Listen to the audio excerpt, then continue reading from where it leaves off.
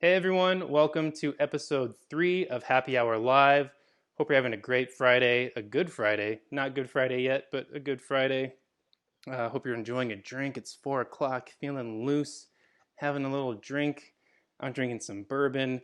Maybe you've been drinking since 8 a.m. It's okay. You're not alone anymore. We're together drinking alone. It's great. Uh, if you're watching, please comment below because I can see how many people are watching, but I can't see who you are unless you comment. So I'd love it if you say hi, have a question, ask a question. We'll get to it at some point. Give us a shout out. I'll give you a shout out back. We love audience participation here, so please comment to your heart's content. Hopefully we'll get to these questions at some point. I am very excited to bring this guest on today. I will let him tell the story, but he is a percussionist turned comedian, and he is one of the most in-demand comedic writers in LA right now. He's written on shows such as The Ranch, The Mick, The Dangerous Book for Boys, and a little known show that was like on, I think, public access called The Goldbergs, if you've heard of it. So he's acted, he's produced, he's executive produced, he's assistant produced, he's assistant to the assistant produced, he's done everything in between. I am so happy to bring on the program Brian Keith Etheridge. Brian, thanks so much for being here, man. Hey, How you buddy. doing? Awesome. I'm doing great, man. What an intro. That was fantastic. Oh, thank you. I I feel like appreciate a it. boxer. Oh, Yeah, wow. I'm Yeah, ready to Brian tune out. Keith Etheridge. Like that. Nice. Well, thanks for coming on, man. I really appreciate you talking to me. You have such a unique story. You were a professional percussionist and you switched careers. You did something like I would think even more impossible than trying to pursue a career in music. You pursued a career in comedy and you're so successful. I think a lot of people would love to hear this story, especially if they've maybe been thinking about transitioning into another career and they're hitting, 30, 40, 35, 45 Yeah, and want to change. So um, I guess what we'll start with is I'd love to hear a little bit of your backstory of, yeah, when you went to from let's say university to the time you decided to switch careers. yeah. Thank you. And Yeah. thanks for having me. And thanks for the great intro. Oh, That's very nice. of course. And yeah, I had a little bit of backstory is that from the time I was very young, I was listening to Richard Pryor albums from like 6 years old because I was raised by a bunch of animals. So yeah, like I was comedy was always just kind of in the background of my life, and but I never really considered pursuing it on any level at all. I didn't even know what a career in comedy was. So meanwhile, fast forward to like basically I'm in high school and I don't want to take PE, so I joined band. Nice. It was really sort of that simple. Like growing up, I had like play on like books and stuff. Like I liked to play, and I felt like I had some natural rhythm. Yeah. And then, and I got really into drumline. We had a really good drumline. I got into that, and I thought, man, fuck it, man, I'm gonna be a drummer for a living because that's how stupid I was. and and then through the Orange County Youth Symphony, I got an opportunity to like go to college, and I was like, I never even considered going to college, let alone studying classical music in college. But when I got this opportunity, I went, yeah, I'll go. And my personality is like, I think it's kind of similar to like you and Matt, that like I'm a real practice fiend. Like I would practice like all day, every day. Oh, nice. Mostly out of insecurity. So I practiced really hard my summer before I started at this place called Chapman. Then it was like Chapman College, became Chapman University. Mm-hmm. And when I got there weren't really any other percussionists. So the teacher, like after years, like, you should go to USC. So I auditioned, I got in, and then I got really serious about having a career. Now, meanwhile, I went through like my bachelor's and my master's, and I practiced real hard. I did debut. I did a lot of the same gigs you're doing now, like Santa Barbara Symphony, Yeah. The Santa Barbara, the opera up there, Yeah. ballet, a ton of musicals. I was just hustling, doing gigs, like a bunch of musicals, and making a good living. But always in the back of my mind, when I went to sleep, I would always think about like, man, it'd be fun to have a career in comedy. Mm. And then when I was 29, and I had like a pretty good career going. I was 29, and someone posted on MySpace a picture of me in like 7th or 8th grade, and I won class clown and funniest. Man, I just swept it, and I was like, I'd forgotten all about it. Like I didn't even thought about it. You know, I've been so like I had my nose so much like in snare drum and xylophone and marimba, trying to get my shit together to take auditions. Yeah. That I'd kind of forgotten about this a bit. And then I went back to my high school yearbooks, and everybody in high school knew I was a musician, but everybody wrote, "Man, you were so funny in English class. You did this thing and that thing." And I'm like, maybe I'm not like doing what I'm supposed to be doing. You know what I mean? Yeah. Because I'm like, with a lot of practice, I was a good player. Yeah. But I would say that my natural talent was slightly above average. Oh. And my E was way below average.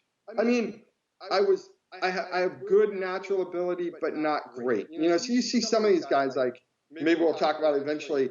I went to the Music Academy of the West one summer, and Warner was there after his freshman year of college. And he was just so much better he was literally better than Mitch Peters on snare drum.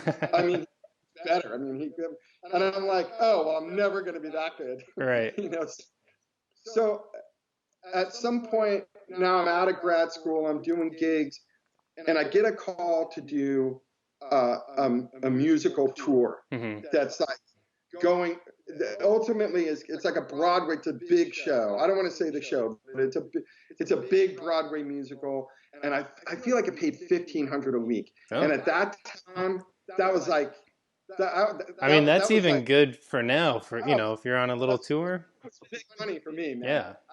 Oh man, I'll probably buy an NFL team after this gig. The guy called me on a Friday, and something kind of hit me, and I went like, if I take this gig, I'm going to be on tour for like a year and a half. I'm never going to try comedy.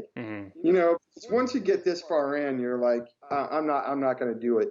So I asked them for like a night to think about it. It was a Friday. They wanted me to be up in Seattle to join the tour on a Monday, to do, like, they were dark on Monday, we were going to rehearse, and I was going to join the tour. Yeah. And I called them back the next day. I turned down the gig, and I called every contractor I was working with in town and said, I'm done. I just quit music entirely. In one day, just like one group of phone calls. It was on a Saturday, and maybe at this point I had just turned 30. Wow. It was around 29 or 30. Wow. And just to, so you had been class clown and everything, but you hadn't done any stand-up, you hadn't done any writing, nothing formal yet. Nothing formal. Okay. I mean, so this is a fresh start. This is based on raw talent right here. Okay. And look, I'm hoping that by being modest about my music ability, which is it's 100% accurate, I can be slightly less modest about the fact, even though I'm not demonstrating that here, that I was always naturally funny. Always came very easy for me. That part of it was easy. Yeah. And it felt right. Like, it just felt good. Yeah. So I realized that if I was half in and half out with the music and the comedy and stuff, that I would I wouldn't, I'd fail at both of them. Right. You'd just be okay at both. I had to kind of burn the boats. By the way, if I'm sweating, it's because I took my first shower in 2020. So, like, I literally just got out of the shower. But so then on that Monday, I was like, oh, fuck. Because I didn't have that much money saved. Yeah. And short background, my family has no money. My dad lives in a mobile home. Wow. I have 3 older brothers. Nobody finished high school. It's like nobody had money in our family. Wow. So, and I had student loan debt, of course. Yep. That I never paid. Right. That's for another show. I would love to hear about that. In debt for 25 years and never pay off your student loan. But on that Monday, I had a little bit of money saved, but not much. That Monday, I had a friend who took classes at the Groundlings. Oh, yeah. And you probably heard of this place because you did sketch comedy and stuff. Yeah. And they were like the only game in town at that point. Like, is this when like Will Ferrell was there and stuff like that? That was before. It was after Will Ferrell. Okay. Will had gone through. I was in class with Kristen Wiig and Mikey nice. Day. Wow. We were in Mike. And so I went there. I didn't know anything, but I had a friend who said, "Oh, the Groundlings is good." Nothing about comedy. Yeah. Taking classes there, and just, I'll tell you what helped is because I was so used to practicing like 6 or 8 hours a day. I didn't know any better, so I just wrote 8 hours a day. Wow. And it was garbage. Like I would sit down, I would carry a little notepad around, just write down any dumb idea I had. I'd be like, "Oh man, groceries, yeah, those are expensive." You know what I mean? Yeah. It'd be like any idiotic thing I saw, like I just write it down. Yeah. And I'd go to the computer and just start writing about it.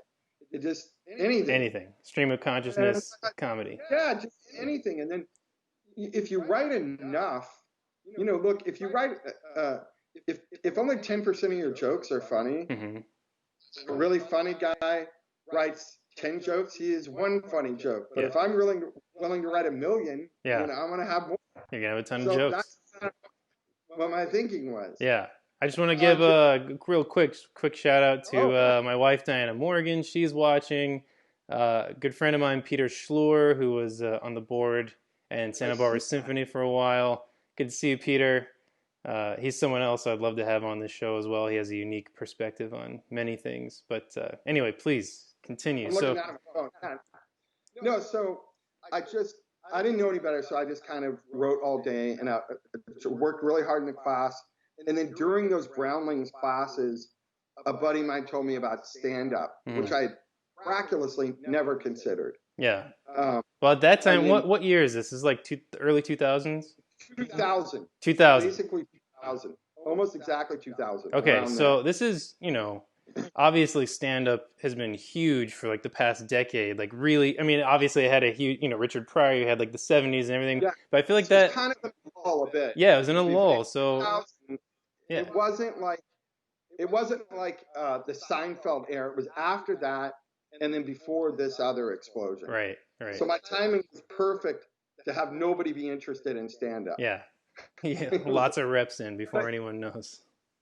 I went and I bought a mic stand and a microphone and an amp, so I could practice in my living room. And this is all like right out of music school, which is like if I'm going to get ready for an audition, like Matt talks about like his pre-shot routine. Yeah, it's like anything that I can do before my first time on stage, I'm going to replicate at home. Right. Like adjusting a microphone, talking into a microphone. Am I too close? Am I too far? I would rehearse my material. I would write it. Then I would say it really fast. Then I would say it really slow.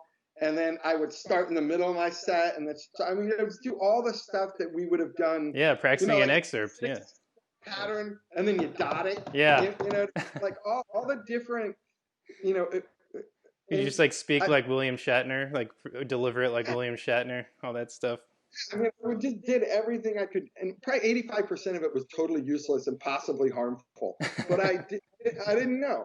But the good thing is that when I did my first shows, they went really well right off the bat, and I attribute that to a few things. One is I was funny, and two, I was wildly prepared. I was very, very well prepared.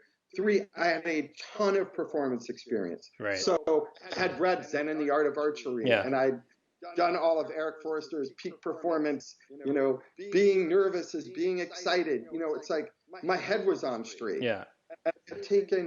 Look, when you take an audition, that's way more nerve-wracking for me than doing stand-up.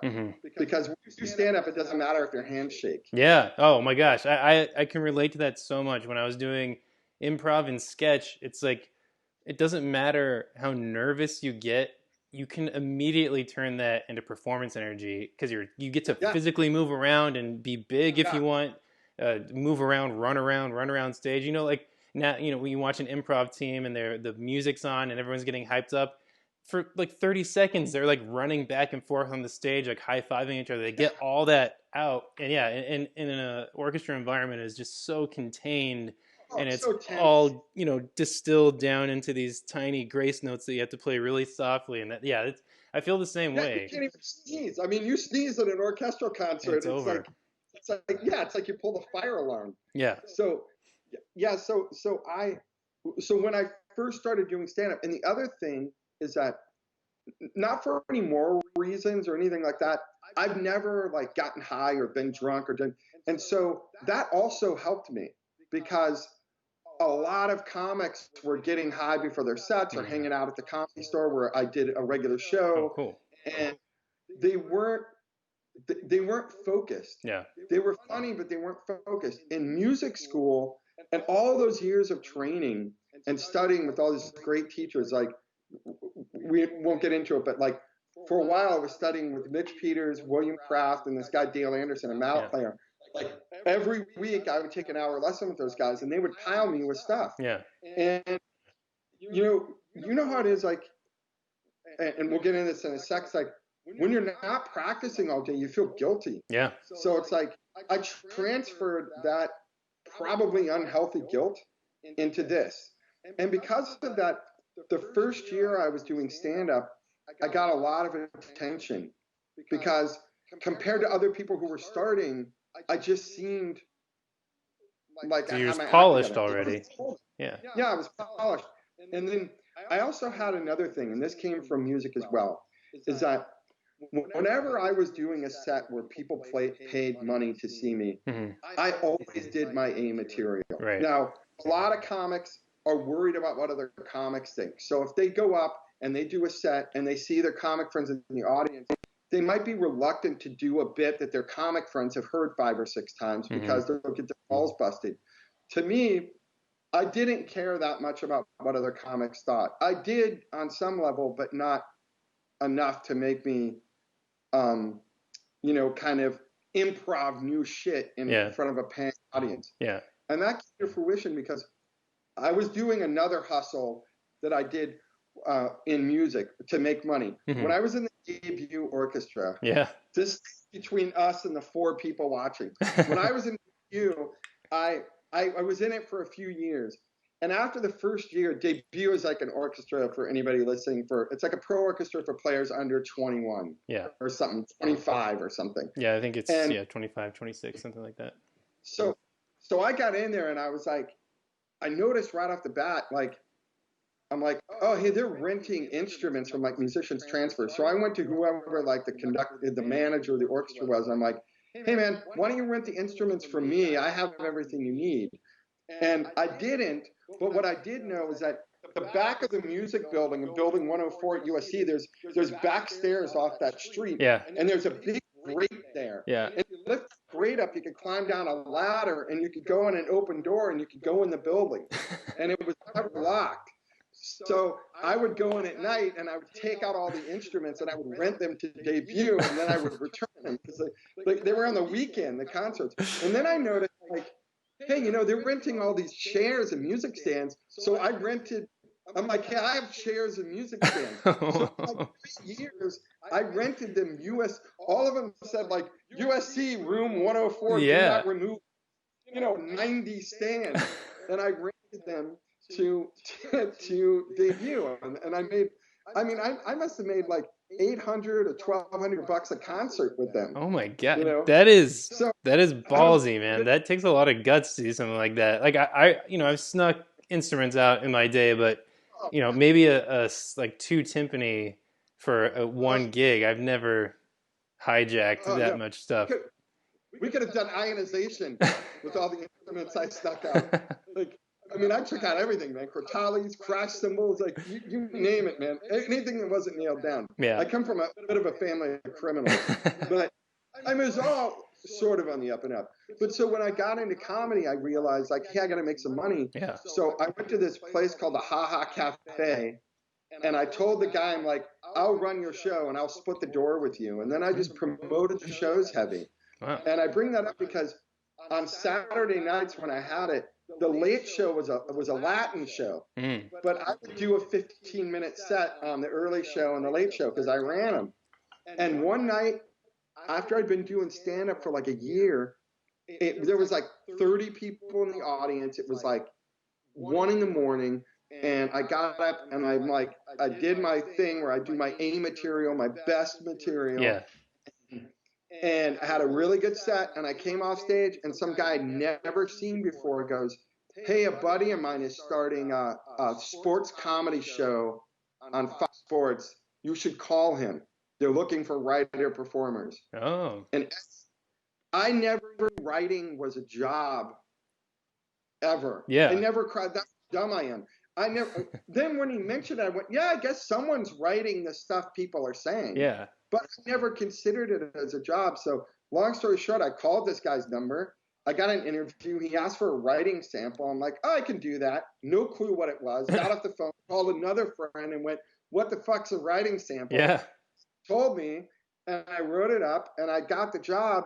And all of a sudden, I have health insurance. I'm in a union. Yeah. I'm making like over $2,000 a week, which was Whoa. like $1 billion to me. Yeah. And Well, I mean, like, that at that time, that's probably what people in the LA Phil were making. A little over $2,000 a week, probably.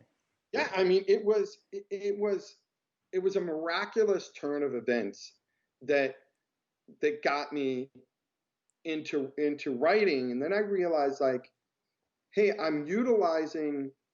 What's funny is the transition from music to stand-up comedy to writing, all were connected, because when I went from music to stand-up, I was able to use these tools, these discipline tools, and also being creative, like improvisation and things like that, which I'm sure you've realized, in the rhythm of how people talk and everything. Yeah.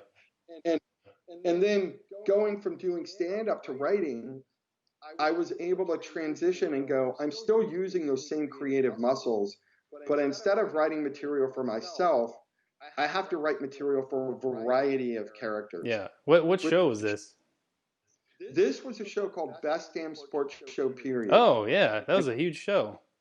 Yeah, I was on for a while, and then at the beginning, I would act in sketches and write. And then that, not to bore you with details, but that kind of led to like a career in writing. And in the midst of that, I got into there's a thing called the Montreal Comedy Festival. Yeah, Just for Laughs. The big comedy festival. Yeah. And at the time, the big thing to get was New Faces, which is where they went all over the world and they picked like 10 or 12 comics that were like the new faces of comedy. Yeah, they actually have a documentary about that now.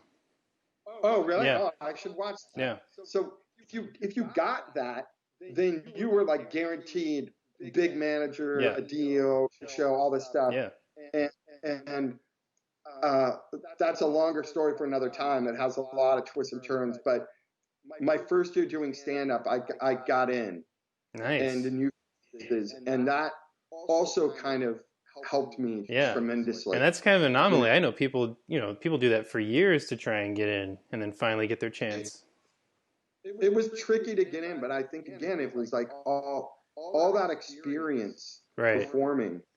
But still, I mean, like, you had all that experience performing, but it still takes just an incredible amount of talent to pull something like that off. I just really quick want to say hi to Dave Gearhart. What's up, Dave? Glad you're checking in again. We've never met, Dave. We're friends on Facebook. Yeah, I mean, on a side note, you and I have been friends on Facebook for a number of years. We've communicated via Facebook a number of times. I've played in a chamber orchestra with your wife's chamber orchestra when they needed a percussionist back in the day, like the early 2010s. But this is our very first conversation between the two of us. But same thing with Matt. Matt and I have been messaging since he was like a freshman at USC, because I won the percussion award a few times there, and I guess my name is on a plaque somewhere, and fucking Matt like saw my name and then looked me up on Facebook. He's like, "Bro, man, you want to talk about excerpts?" I'm like, "Dude, I bet on South Park right now." Well, you want to talk to me about Scheherazade? I know. You trying to win a session or lose it? But we stayed in contact all those, over the years, because I will say one thing that might apply to musicians that I'm talking to my wife about a lot now. She's a clarinetist and a composer who has her doctorate in music, and she's super talented and is in the midst of kind of raising our kids right now. and so it's hard for her to be as in. She's still totally into music, but it's hard to balance the two. Yeah. You know. Yeah. And when I transitioned from doing music for a living to doing this stuff, comedy, and then now the writing, Mm-hmm. I was very depressed on some level. Not like clinically depressed, but I was very. It was hard for me. I could not listen to any classical music. I could not. I kind of distanced myself from my friends who were percussionists. Right. I felt totally like a failure. Yeah. Because all I wanted to do was win an orchestra audition. I had that in my mind, and nothing else was gonna do it. And I remember for grad school, I had thought about going to Juilliard, and instead went back to USC because I got this assistantship there and I could steal instruments. Yeah. So I had a lot of mixed emotions. And because of that, there was about a 5 to 10 year gap where I stopped playing entirely. Because when I played, I felt very sad. And it was during that time where I was trying to build a career. Yeah. And then once I got on level footing, I realized how much I loved and missed playing percussion and watching drum corps and watching all the drum. I used to teach a lot of drum lines, so I was really into that. Mm-hmm. And I let it go for a long time. And it's my biggest regret because, you know, your hands never fully recover. Right. Like, I can say now my left hand is a dumpster fire, but when I was playing before, I had very good chops. Like, especially my snare chops were very good. Yeah. And it's a bummer to have the information in your head and not be able to execute it with your hands. Mm-hmm. You know, like on maths and all this other stuff. So that was a huge regret, and I never really recovered and got back into music until like maybe even after South Park, when I got on to network TV shows, when I felt like, because this may be interesting, I was writing on South Park and I was very excited that I got the job. I had done a bunch of like kind of cable shows leading up to it, and I got on South Park and I was super stoked, and the season ended. And at the end of the season, it's a very small staff on South Park. It's like Matt and Trey, the guys who created this show, and then like 3 other writers, like 3 or 4 other writers, and that's it. Wow. We're normal in like on a network sitcom, there might be 10 or 15 writers on a staff. This is like 4 people.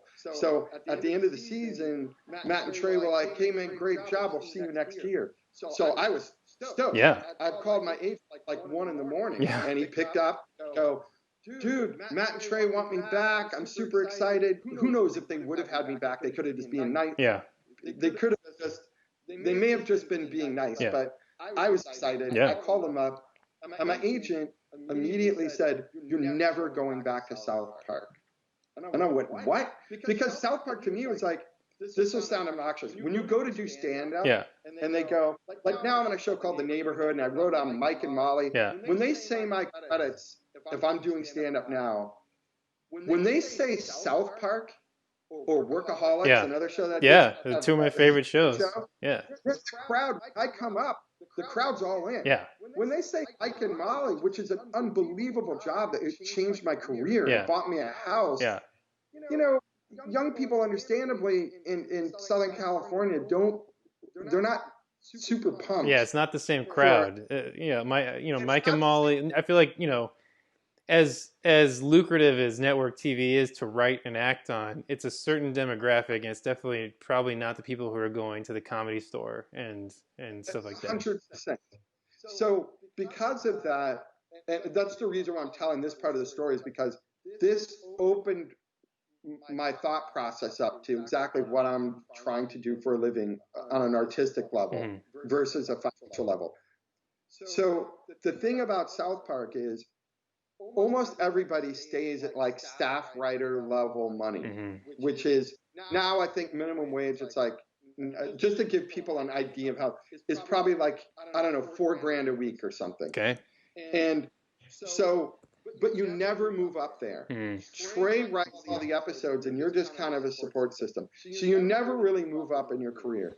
And my agents were like, look, if you stay at South Park, you should fire us. You have to get on network shows. And this was before Netflix and Hulu and everything. So the kind of major leagues were these network shows where you can move up the ranks and make more money.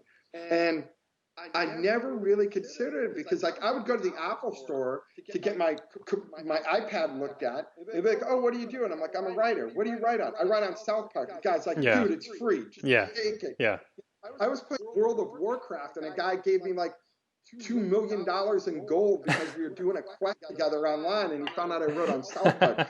He's like, "Oh, I didn't even write on the World of Warcraft episode. I was there for half a season."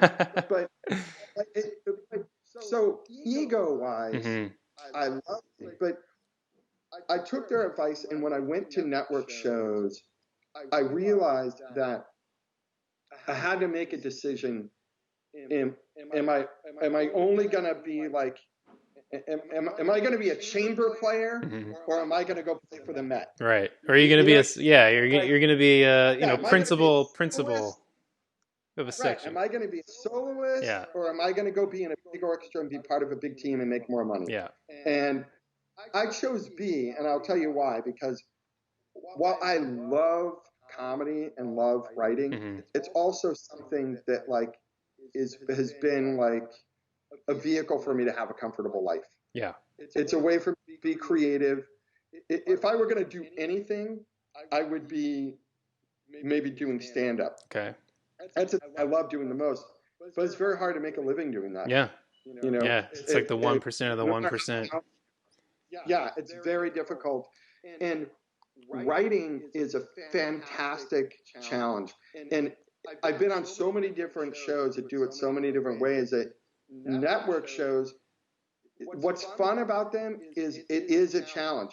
You can't, like when I was on The Ranch, it was on Netflix, you could say fuck, whatever. Yeah. And Sam Elliott, it was like Ashton Kutcher, Sam Elliott, it was a big cast. Yeah. If you have Sam Elliott say the word fuck, that's the blow to the scene. You don't need a joke. Right. You just hey Sam, we got a box of Cheerios. Fuck that. Yeah. That's it. You can't do that on network television. Right. It's like write an actual joke. Yeah.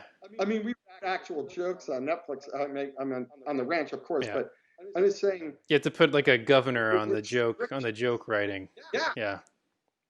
And if you look at it in a sense, I look at it more like I love games and video games. I look at it like a game, and it's just another level of a challenge. And I got to tell you, man, it's so rewarding to sit in a room every day with super smart, funny, sometimes damaged, including myself, people, and break stories. It's stressful, but it's a pretty it's a really fortunate spot to be in. Yeah. I have to say. Yeah, and I have some questions about that. Real quick, though, Matt Howard's checking in. Dude, Matt, wish you could be here. I can't believe you did me. I know. Let's finally meet Matt. I know. I think now it's a game to him. Like, you guys will never meet until the day you die. Happen, man. You better be at my funeral, buddy. He'll give the eulogy that you've pre-written for him. That'd be great if you did the eulogy. That's fantastic. That makes total sense. Yeah. So, I just lost my train of thought, but I wanted to circle back to when you had to write that writing packet, because this is where I can relate. So, I am a full-time musician. At the time when I was doing sketch and improv, I had my foot in music still, but a big job for me had just ended, and I was kind of going through my own little spiral. With the Cirque job, yeah. So I was like, I was in my own like, fuck this, I hate this, what am I doing? But I was still playing around town.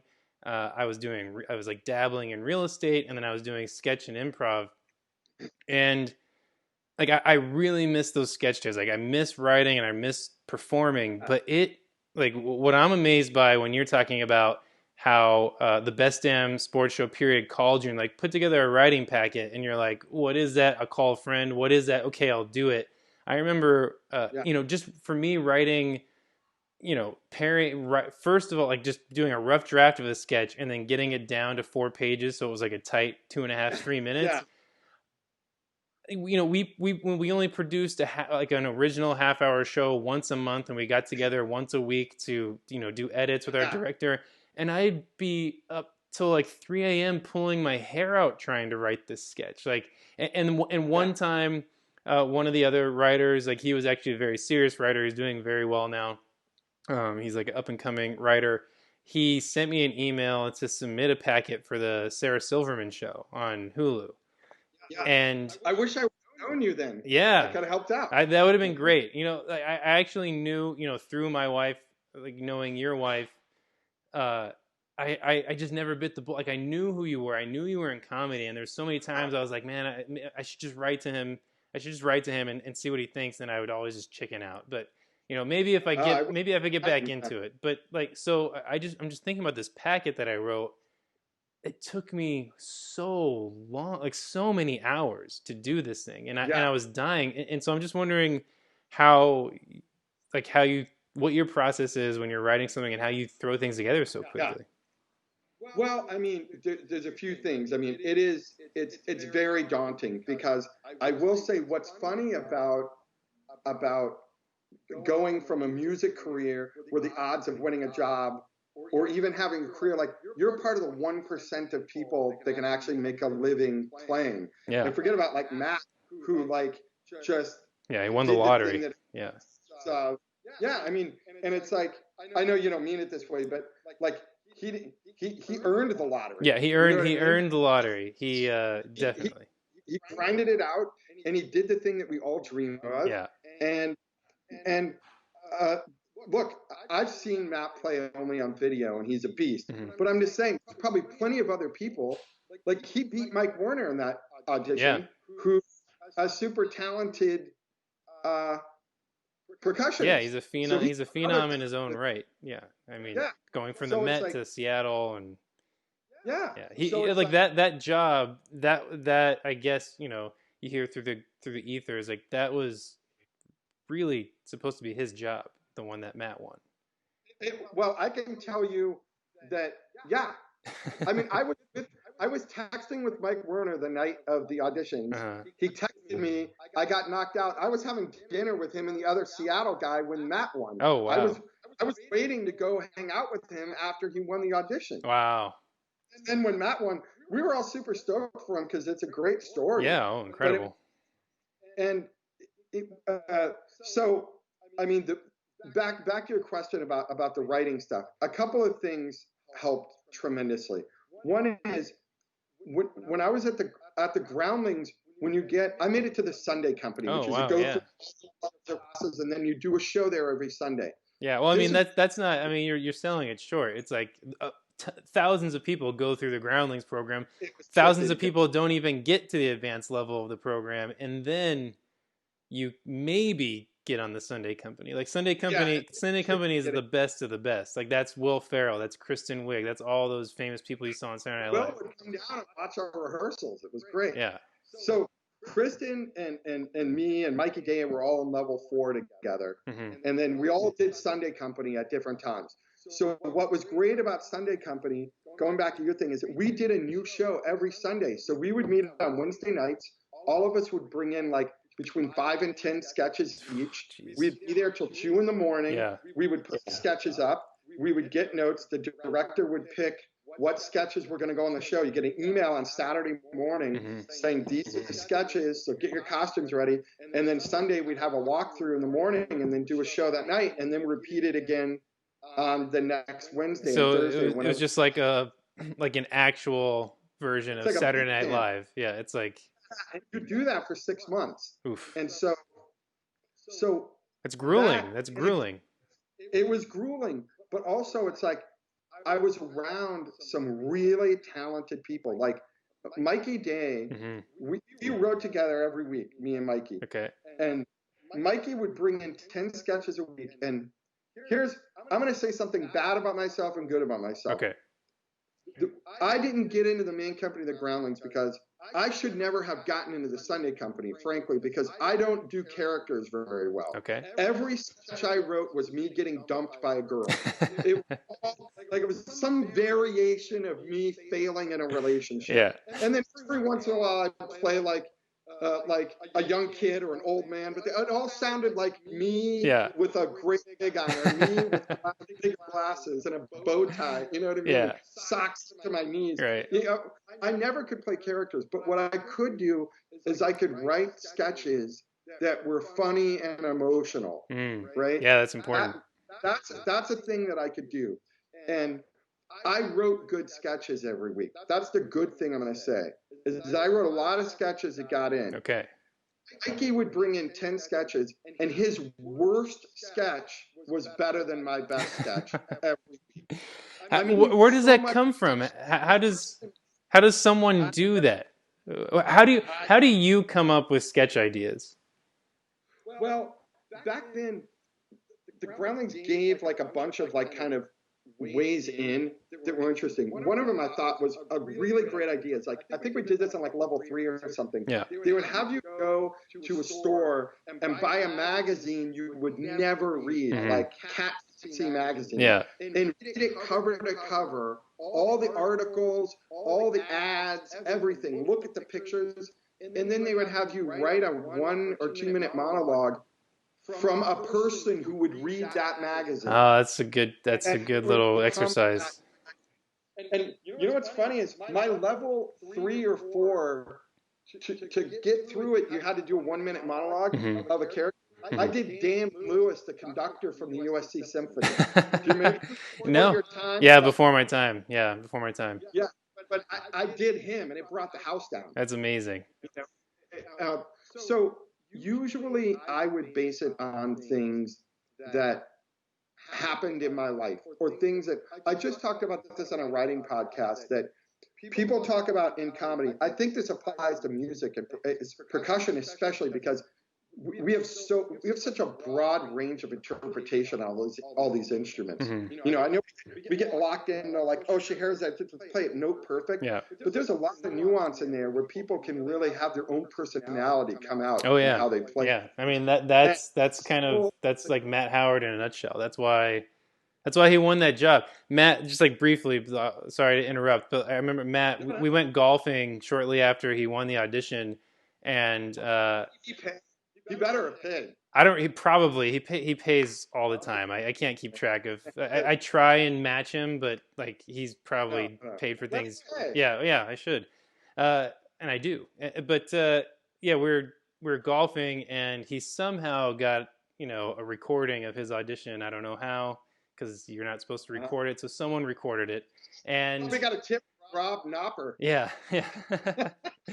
But he played me a recording of his final round, and it was just so musical. Like I won't even talk about the pitched instruments. Like obviously you can play, if you're a good marimba player, you can play musical marimba, you can play xylophone and Glock excerpts musically, but him playing Shasti 10, it's just like loud and brash, and it's easy to just play loud and fast and play the right rhythms, but it was musical. Like you could feel everything. You could feel the orchestra. It was going somewhere. He had something to say.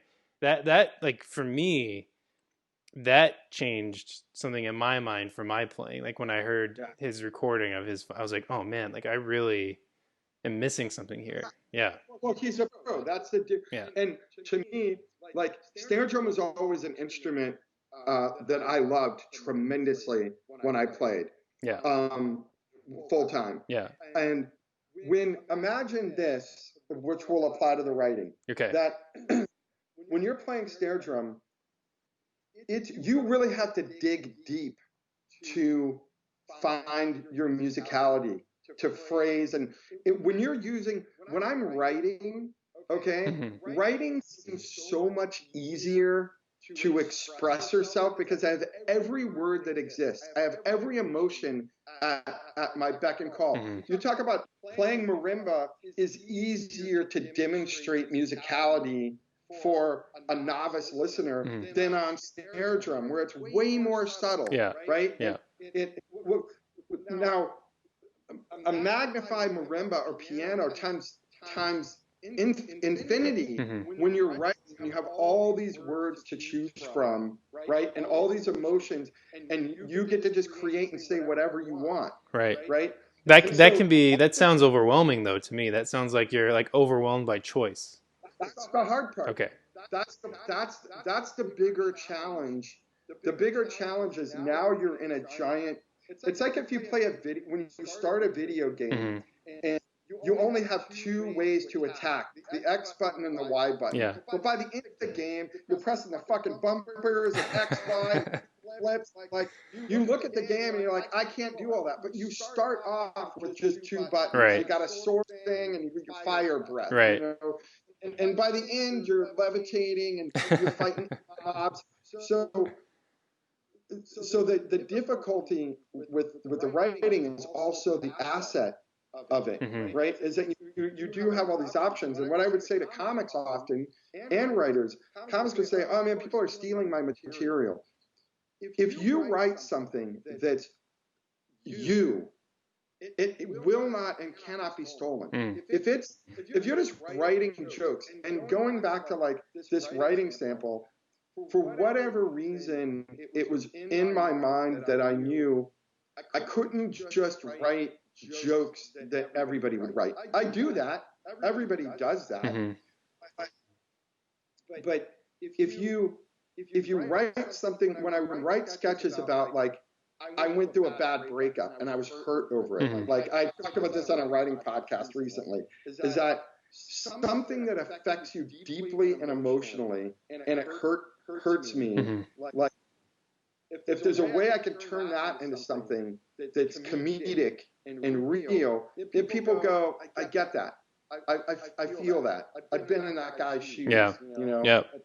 And even in music, I remember the first time I played a classical piece of music that I had listened to, and then I got to play it in orchestra, was Firebird Suite with the Orange County Youth Center. Yeah. And I was bass drum. Nice. You know, it's 4 there. Yeah. Like, look, I don't mind admitting this because I cry. Like, I just watched Onward for the second time. I bawled for probably 40 minutes of the movie. Like, I'm an easy cry. Like, I'm looking to be emotionally impacted by things. Right. The first time we rehearsed that, and I got to be in an orchestra playing this piece of music and whacking that bass drum where it belonged, hopefully. Like, it affected me emotionally. Yeah. And when I hear music and when I play music, like, you know, I'm playing this, I think I mentioned to one of you guys, I'm relearning this Bach fugue, you know, whatever. When I'm playing it, I'm thinking about, when I'm going through phrases, I'm thinking about things that have happened in my life. Happy things, sad things, you know, disappointments, rejections, triumphs. You know, it sounds a little dramatic, but those are the things that I try to connect to when I'm either playing or writing. Yeah. I mean, that's what needs to come through for people to connect with it. Yeah. And I think the other thing that I think has been really helpful from coming out of an orchestra is that when you get on a writing staff, you really do have to operate as a team. And a lot of stand-ups have trouble when they come into writing, and even like sketch people do a little bit better because they're used to working in a group. Yeah.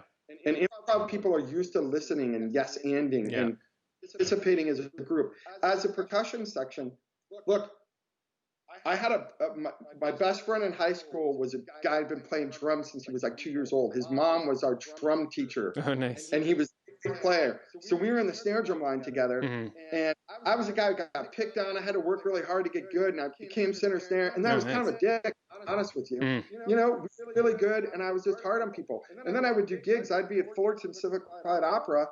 And I'd have a xylophone run with a clarinet player who was shitting all over himself. So, you know, at the break, I would go up in it, you know, because I was raised like an animal. I'd just go, practice your fucking part, man. Make it as both assholes. Wow. Like, I'm hitting the notes. You got to tune to me. Like, forget about that. Just play the right rhythm to start. Like, just forget about the note. And so my buddy that I went to high school with, who was a really nice guy, one time we were between shows at Fullerton Civic Light Opera, and he's like, I got to talk to you about something. I'm like, what? He's like, you're kind of a dick to people. Oh. Like, everybody thinks you're funny and you're a nice guy, but you're kind of harsh on people. Yeah. And that conversation changed my life so that when I got into writing, I was a great teammate. I was who was all about lifting other people up instead of knocking other people down. Yeah. And not that I was like that all the time. There would just be moments where, like, if you're playing cymbals and I'm playing bass drum, we gotta work together. Yeah. Neither one of us is gonna sound good if we both don't sound good. And as a young man, 18, 19, 20 years old, I, instead of going like, hey man, let's work this out, if I got irritated, I'd be more like, hey man, get your shit together because we're both sounding bad here. And later in life, when I got into writing, it was hugely helpful because I became a person who genuinely is more about like, how can I help you, get better here? Yeah, and I think that really crosses industries. It's part of, especially I'll just speak from the music world, and I guess my time in sketch and improv, but it's like you could be incredibly talented and maybe you'll be successful, but if you're a dick to people, if you're mean or you're always tearing people down, you're not going to get the best out of them, and maybe they'll do what you ask them to do, but it's going to be begrudgingly, and there's not going to be a real connection.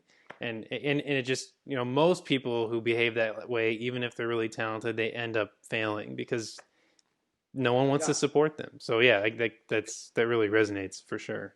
I'm fortunate that I had a good friend who early on was willing to have a tough conversation with me, and even said, he's like, look, you're a great player. People love, like, there were people who would request me on gigs because, like, I was playing the Nutcracker at the Shrine, right? It was like the big Nutcracker in town. It was at the Shrine. Yeah. And the conductor is like facing the stage or whatever. And then my chair where I was sitting, because we were kind of crammed, was up against so the stage is there, and there were like rails above my head, so people didn't fall in the pit. Yeah. And one show, there's a guy, and this is a professional gig, this is a big gig for me. And this guy with his wife, who's like a little tipsy, was put his dress shoe like on the rail. Oh, like, no. Over Yeah. my head. And I was looking up. So I grabbed like a towel out of my bag, like a stick tray towel. Yeah. And how the performance is going, I started polishing the shoe like for a joke. And the guy starts laughing. Like, he starts laughing really loud, and then the conductor looks over, and I'm like mid-polishing the guy's, you know what I mean? I'm trying to do like, we're in the middle of dancing with Sugar Plum, and I'm over there polishing the guy. That's hilarious. See, you were made for comedy, man. That's genius. Those are things that I'll think of that I would never do. I'm like, oh, it'd be hilarious if I did this right now, but I wouldn't dare go for it. Because like, I always love making people laugh, but and the point of that story was that other percussionists enjoyed me working with me, except the part if there was somebody that wasn't up to par. Our part, yeah. But it's not really my place to do that, yeah. And so it only takes a handful of times to have an interaction like that with people to not look great. Yeah. You know what I mean? Yeah. Like, there's only so many times. I mean, how many times can you be subbing at the LA Phil and have a beef with a French horn player before it's like, okay, this guy's a dick? Oh, it's a huge faux pas. Like, you just wouldn't. You just wouldn't. Yeah. And that's the thing that as someone who is immature, I didn't realize that, and that there's a lot of times people say like, oh man, you've had this great run in television. I think if I didn't have that conversation with my buddy Dave, I wouldn't have had the run that I've had, because a big part of the reason why I've been able to stay on shows and get jobs is because I'm hopefully a person that people want to be in the room with. Yeah. I'm someone that they know, like, if we have to work late, my toes are tapping, man. I'm positive about it. Yeah. Because like I've grinded it out and carried timpani into lofts and worked at bookstores for minimum wage. Mm-hmm. My parents don't have any money, and I've struggled. So now that I have a job where we get way overpaid for what we do. I'm like every second I'm like, what can I do to earn this money? Right. No, that's great. That's fantastic. I mean, those are really great stories. I have one more topic I'd like to address. What would be your advice for anyone, right? Maybe this quarantine has caused a lot of, this quarantine has caused a lot of self-reflection in many people. There might be some musicians who are in your position, their careers are okay, but they feel like there's something else out there. How about if you gave them some advice on career transition or how to find your strengths? Or I mean, to me, it's like, look, everybody is gonna. There's no one way to do anything. Mm-hmm. For me, what I thought was important and most helpful was, first of all, like something I felt driven to do. Mm-hmm. I was driven to practice, and I love music, but I was also driven to do this comedy thing, and then totally committing to it, which is it's something that I know, from music and everything you've achieved, and Matt, who we talked about, is listening to. It's like, and I'm not saying I'm at that level. Mm-hmm. I'm just saying you have to be willing to make huge sacrifices to do anything. Because I think of what happens with a lot of people is people be like, oh, I want to be an actor, because if you want to play clarinet, you can't just pick up a clarinet and start playing it. Yeah. Right? You could memorize like a Shakespeare play tomorrow, mm-hmm. and all of a sudden you think you're an actor. Right. But you could write a book this weekend if you wanted to, but if you really want to compete against people who are great at things, like win the LA Phil audition, or write on a show, a big hit show, or act on a big hit show, you have to be really good mm-hmm. at it. Mm-hmm. And over the course of time, I've been able to be. The first job I got on a network sitcom was on Gary and Married, and there were guys on the staff, men and women on the staff, that I came home and told Jennifer, who's my wife now, was my girlfriend then. There was a guy on the staff who was so good at writing jokes. Mm-hmm. That I came home and I told him, like, I think I may be in the wrong business, man, because I can't even keep up with this guy. I mean, he is a beast. When I think of this joke on this level, he's like 5 levels past it, that fast.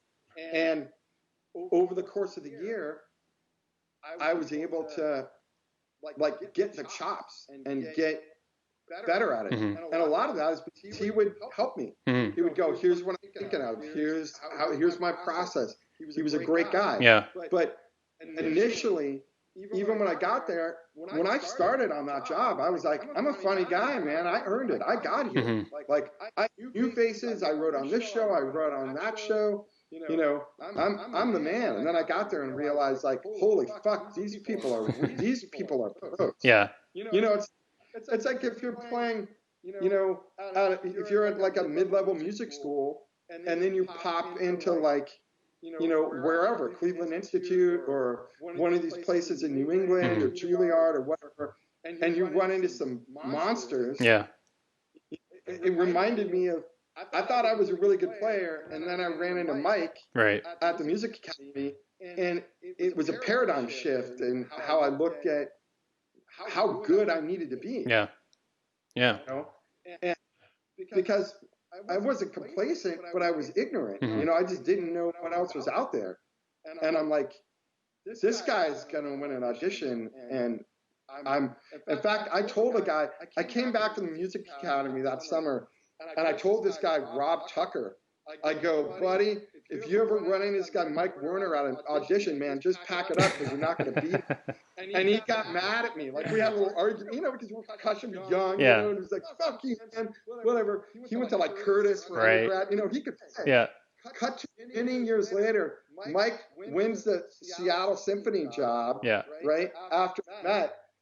And I get an email. I haven't talked to this guy, Rob, for 10 years. Yeah. I get an email going, hey, dude, you were right. I live in Seattle. I shut up for the audition. I got work. And now he's like the first call sub up there. Right. Mike loves him. He's a player. Yeah. But it was just like, it wasn't a thing where I came back and wanted to quit. I came back and wanted to work harder. Mm-hmm. And I think that's essential. That's a thing. That's an ingredient that a lot of people are missing, I think. Yeah, because so anybody who's like, hey, I want to do this thing or that thing, these sound just like words, but do not half-ass it, because any job that's like a great job or a job where you get to be creative and passionate, we live in a world that doesn't totally appreciate the arts, although it's changing now with imagine this quarantine, everybody's posting without TV shows and music and all this, we'd be going nuts. So maybe there'll be a greater appreciation. I like to be optimistic, but my guess is when it wears off, people are like, I'm not giving to a fucking orchestra. Right. You know what I mean? Like, I'm not donating to, you know what I mean? PBS? Yeah. Fuck that. Yeah. I kind of feel the same way, but I hope it's the opposite. I hope people are like, oh my gosh. Yeah. People.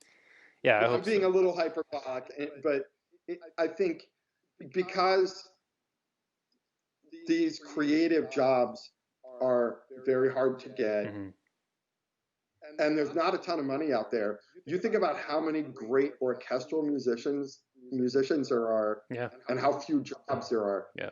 I mean, what does USC graduate every year? 20 clarinet players, 20 flute players, 15 flute players. Something. Yeah.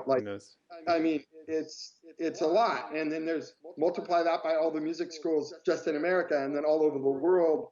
And then, listen, the principal percussion job for the LA Phil isn't going to open until 2065. Yeah. Yeah. You know what I mean? Yeah. When is he going to retire? Yeah. 70? Probably when he's like 95, knowing him. Right. Unless an angry percussionist runs him over in a Volkswagen bus. I mean, that job's over. Yeah. Oh yeah, that job's gone. It's not going to happen. For anyone looking to win a job now is not going to get that job. They haven't been born yet, that person. Yeah, so I think like, and that's a reason why I kind of burned the boats going from music to comedy. And now it's easy to look back and go like, that was a good call. Yeah. But there were many years in there where I had a lot of sleepless nights and a lot of second guessing and a lot of self-doubt. And I still do, and a lot of like insecurity and fear about it. You know what I mean? And fortunately, that insecurity drove me to like go work hard. That's great. You know what I mean? Yeah. Rather than just folding up shop. Yeah. But a lot of that I attribute to music. It's like, you know how it is. I mean, how many hours did you practice a day when you were in music school? Oh yeah. So it felt endless. I lost. It's kind of like this quarantine. I just kind of lost track of what day it was. It was just another day, and that was it. Did you feel any guilt when you got out of music school that you weren't practicing as much? Or? Oh, I mean, I still have that. I still, even though I'm, I have a house in LA, my wife and I have good careers going. I'm still reaching constantly, and it's not comfortable, but it's not meant to be comfortable. You have these moments where you kind of get to a certain summit. You can kind of take a look around and appreciate where you've gotten, and then you got to keep climbing. Otherwise, someone else is going to surpass you. That is a difficult balance to both appreciate the fact that you're super you and also the collective you. You're super fortunate when you're, it's like so many people would cut off their right leg to be in the spot you're in, subbing with the LA Phil pretty often, principal of Santa Barbara, you're doing all these big gigs, you're making a living in LA, your wife is doing the same. It's like most people would be like, man, if I could have that. Yeah. Then once you're there, you're like, okay, what's next? You're golfing with a guy who's smoking cigars in a swimming pool, you know what I mean? Because he won the LL job. Yeah. Yeah. So it's hard. You're surrounded by people. Look, you live in LA. I have a good job. I live in a modest house in a modest neighborhood, and it's like it's very easy to get put in your place here because everybody is doing better than me. Yeah. It seems. Yeah, there's always bigger fish here in this city. Well, yeah, it's like, okay, you do a couple of studio gigs, and you're like, well, I'm not Wade Colbreth. Yeah. Yeah. You know what I mean? It's like, yeah. So, yeah. And, no, yeah, I had this like teaching idea, like an online teaching idea, and then I somehow heard about like Ted Atkat's, his percussion seminar, and that he has that all online. And I'm like, oh man, he's pulling all these big names. Like, damn, dude, he's okay. All right, well, there goes that idea. I'll try something else. But yeah, there's always something. Really, I've watched all his videos. Yeah, I mean, they're great.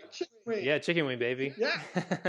Yeah, they're fantastic. Yeah. I mean, the guy's charming to watch on, on video. He's a great teacher. He has a great, legacy behind him. A lot of students winning jobs, so he can back it up. And talk about a lunatic. The guy's was he principal in Chicago? Principal in Chicago. He was in the Chicago. Yeah. And he leaves to go play in a fucking rock band. I mean, where were his friends? Yeah. I mean, it's like that. He made it a crazier move than I did. Yeah, but he's killing it out here. Debut orchestra. Yeah. Costa Mesa Symphony. You're or right. whatever. It's like. No, but Ted's killing it out here, so he made it work, man. That's just his personality. But Brian, I would love to continue this conversation sometime. There's so many questions. I love all these stories. Thank you so much for being on. Let's do this again.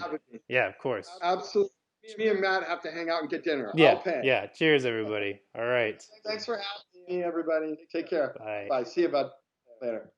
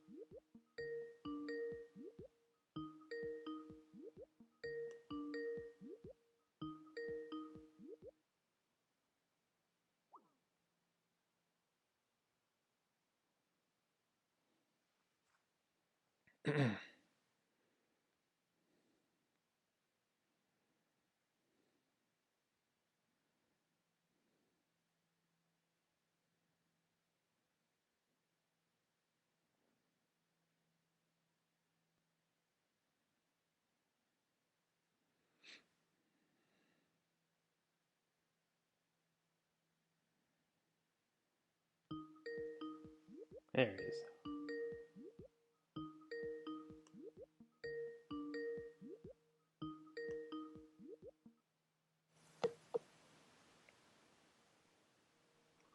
Yo. Did you call?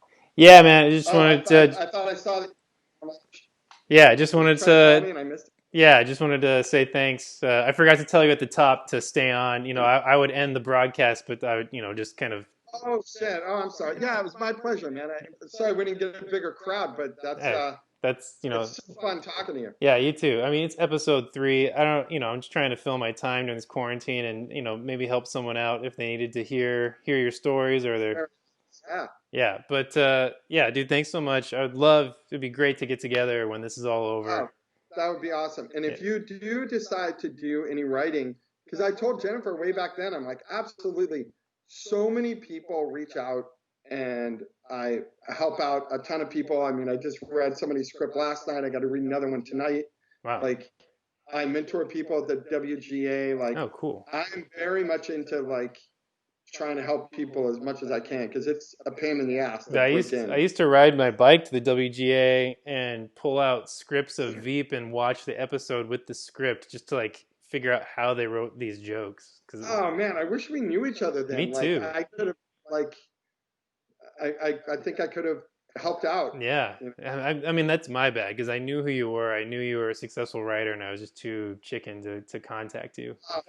I feel the same way about, what's funny is I almost mentioned on there, it's like now that I've gotten back into like, I'm comfortable with listening to music and playing everything, I ask like every percussionist imaginable. Yeah.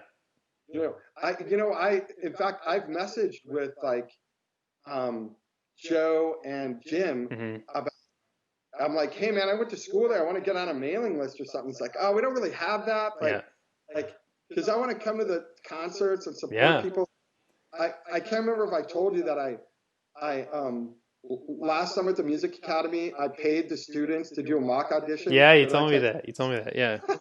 That's great. I'm nuts. Like, I would do the same thing at US, and it was only like $100 each. But yeah, I mean that's super helpful. I mean, for an undergrad to get $100, I mean that's big time, man. That's huge. Because it's fun to watch people play, and I'm buying instruments like crazy. That's what I was hoping Matt was on here, is because I have a marimba one I bought like a year or two ago. It's behind me, and then I just ordered a set of his vibes, and there's a xylophone at the LA Phil that I'm gonna buy. Yeah, 4 octave. Yeah.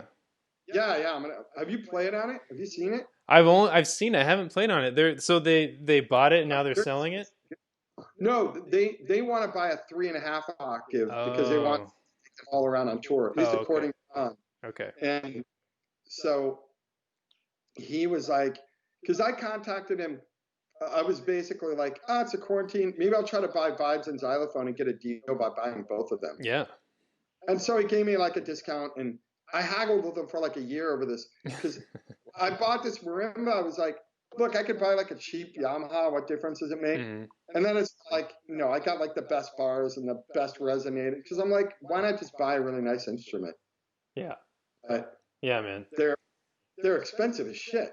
Yeah. Yeah, they're so expensive. Wait, hold on. I need to make sure I'm not. Oh, I didn't end the broadcast yet. Sorry, we're still going live.